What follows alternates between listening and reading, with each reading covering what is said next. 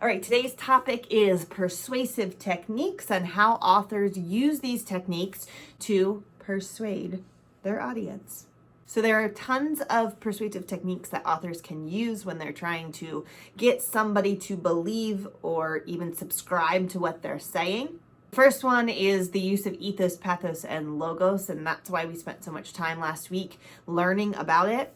Just a reminder, ethos is the credibility and trustworthiness of the author and of the writer. Logos is the use of facts and statistics and basic logical reasoning. And then pathos or pathos is the emotional appeal of the audience. Using these three are the best way to have a well-rounded argument that is believable and based in fact and also emotionally appealing to the audience. Authors can also use something called a rhetorical question. A rhetorical question is a question that has an assumed answer already.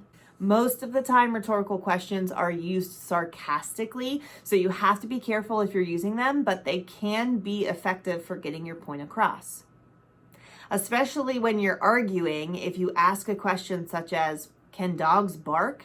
Well, that answer is yes, dogs can bark. That's a rhetorical question because that answer is already assumed. In order to write a rhetorical question, you do two things. One, you think about a question that your information or the information you're providing is wanting to answer or is going to answer. And then you simply phrase that information as a question rather than a sentence. The question should be direct so that the audience knows exactly where your argument is going with that section or with that topic or in that conversation.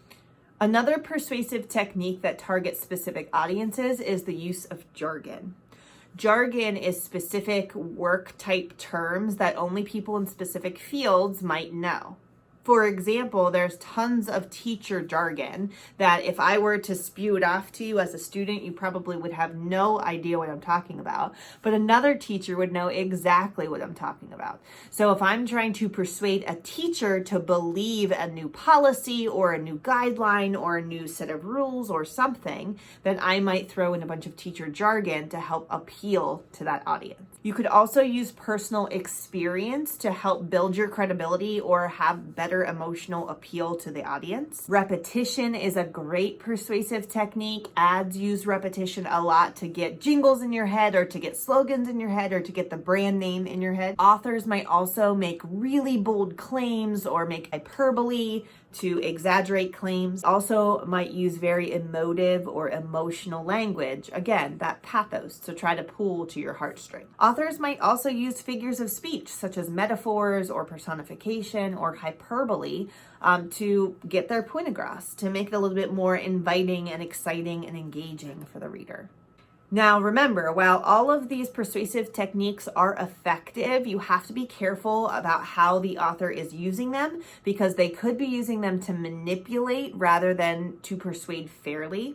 Unfortunately, that happens a lot with persuasive, informative texts because the author overall wants the audience to join their side. So of course they're going to do anything they can to make you believe what they want to believe. What's important for you to be able to do as a reader is to identify these persuasive techniques and decide if they are credible or not, if they're logical or not, and if they're really using emotional appeal too much to manipulate you. As an audience member, if you're able to identify that the author is using persuasion a little bit too unfairly, then you're more likely to find the actual fact within the article and then dig and do more research to come up with your own fair conclusion. So I'm going to have you take a look at some examples of persuasive sentences to compare and contrast them and tell me which one you think is most effective and what persuasive techniques they're using to make it more effective. As always, guys, if you have any questions, just reach out and let me know. I'm happy to help as I can, and I will see you soon.